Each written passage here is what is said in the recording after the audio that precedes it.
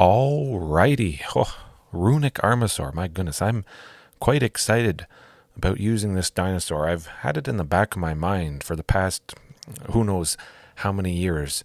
Didn't really make a whole lot of sense, but with my Stampede Dinos list, I think it makes perfect sense. The most recent tweaks I've done involved using a Giant Cindermaw and Rampaging Ferocidon. Both of those to help against anything based around life gain.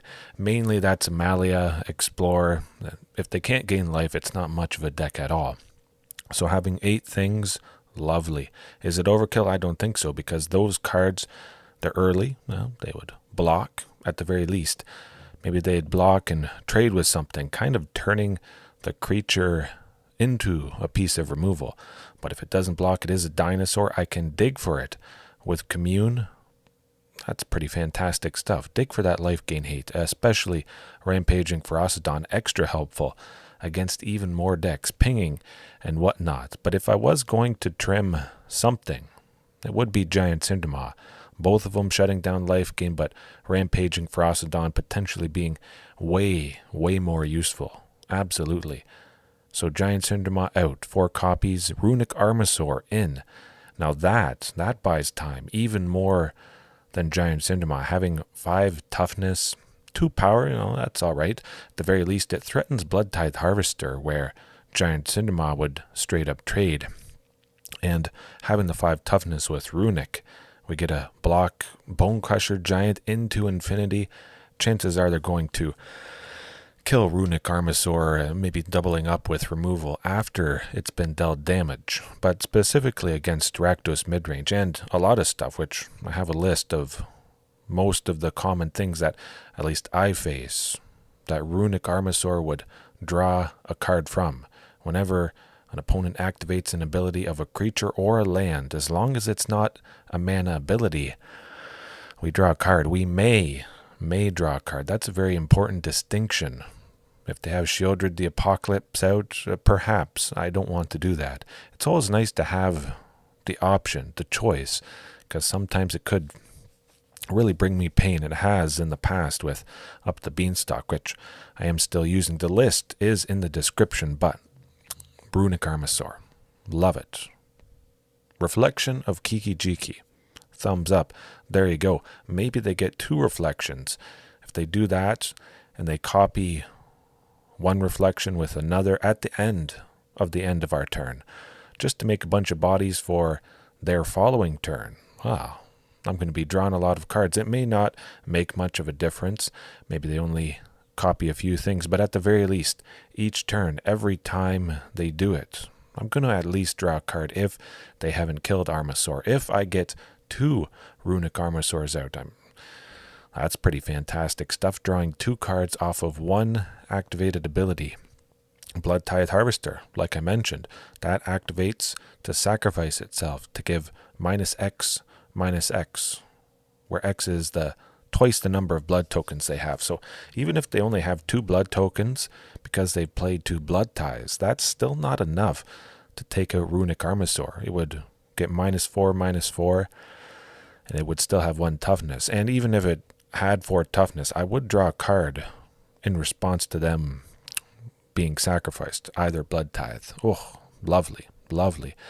Castle Locthwain, well, not just in Rakdos midrange, but they're going to pay 1 and 2 black and tap Castle Locthwain to draw a card and lose some life. But I'm just going to draw a card for free and not lose life.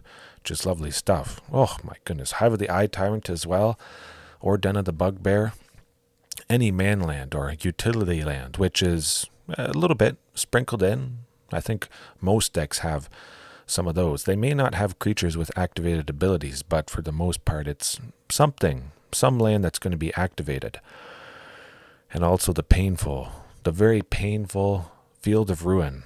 Any deck can utilize that, and I've seen it in pretty much every deck to take out Castle Garenbrig, using that to supercharge and power out a lot of mana. So at the very least, I'm going to draw a card whenever they take Castle out, or maybe I can bait out the Field of Ruin, forcing them to maybe use it on a Sunken Citadel.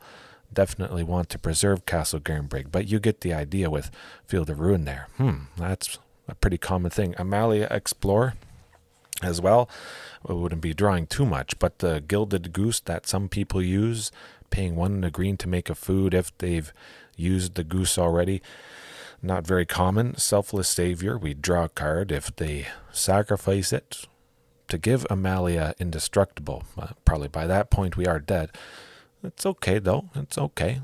Mutavault, who doesn't use Mutavault? Mono white humans, Rakdos, mono red, potentially.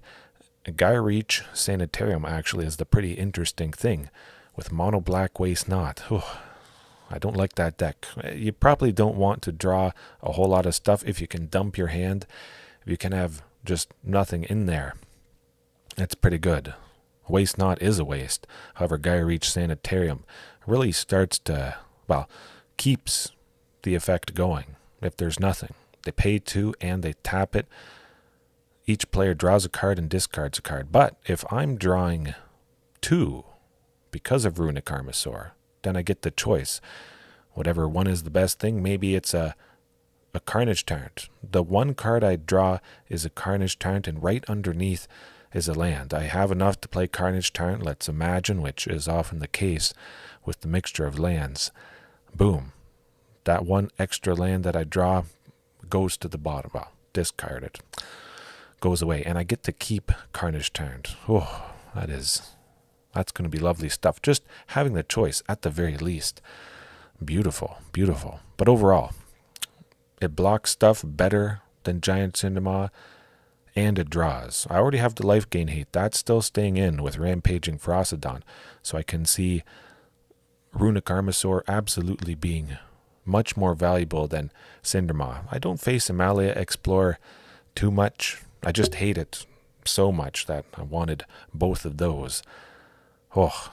Buy some time with Runic Armasaur. Bash them in like nothing else. Oh my goodness. Hopefully you guys are excited. I should be streaming probably tomorrow night as of recording, January 2nd. So January 3rd. Yeah. All right. See you later. Peace.